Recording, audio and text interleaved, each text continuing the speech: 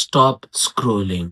So if you live under a rock, तुम लोग को नहीं पता होगा, दो गैंग्स के बीच में बहुत बड़ी घमासान युद्ध हुई थी, नोबिता गैंग और टेकिसुगी गैंग। उन दोनों के बीच में इतनी घमासान युद्ध हुई थी कि पूरे एनीमे समाज वालों को उनके अंदर इन्वॉल्व होना पड़ा था। और ये युद्ध का कंक्लूजन इतना घातक होने वाला था कि तुम कोई सोच नहीं सकता। पर फिर एक दिन नोबिता ने एक वीडियो बनाया और उसमें उसने बोला कि हम किसके लिए झगड़ रहे हैं, जिसके लिए हम झगड़ रहे हैं उसे ही सीधा पूछते हैं, उसको कितनी तकलीफ हो रही है हमने कभी जाना ही नहीं, तो इसलिए मैं माफी चाहता हूँ सुजुका।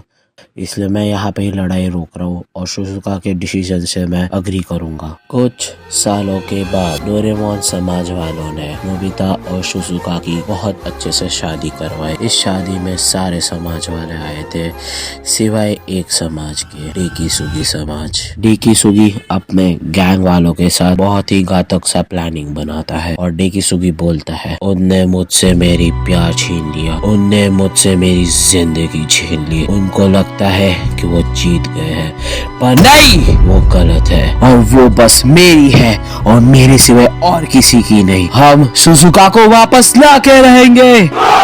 कुछ दिनों बाद नोबिता और सुजुका दोनों पार्क में वॉक करने अकेले गए थे। उनके साइड से एक वाइट कलर की वैन निकलती है जहाँ से डेकिसुगी गैंग के लोग निकलते, जो नोबिता पे बहुत भारी पड़ चुके थे। उनने नोबिता को सुजुका से अलग कर दिया था और नोबिता ने बोला सुजुका और सुजुका ने बोला नोबिता। डेकिसुगी गैंग वालों ने सक्सेसफुली सुजुका को किडनैप कर लिया था। वो लोग नोबिता पे बहुत ही घातक हो चुके थे, पर उनको क्या पता था नोबिता का गुस्सा ज्वालामुखी की तरफ फट गया और उनके ऊपर बहुत बुरी तरह से बरसा।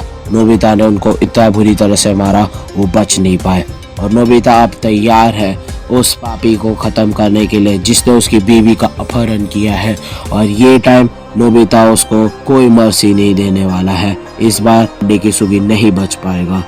इस बार ये नोबिता वर्सेस डेकिसुगी गैंग का आखिरी चैप्टर होगा। तो मैं हूं नरेटर वंश और ये थी मेरी story Nobita versus Dekisugi gang chapter 2 to be concluded.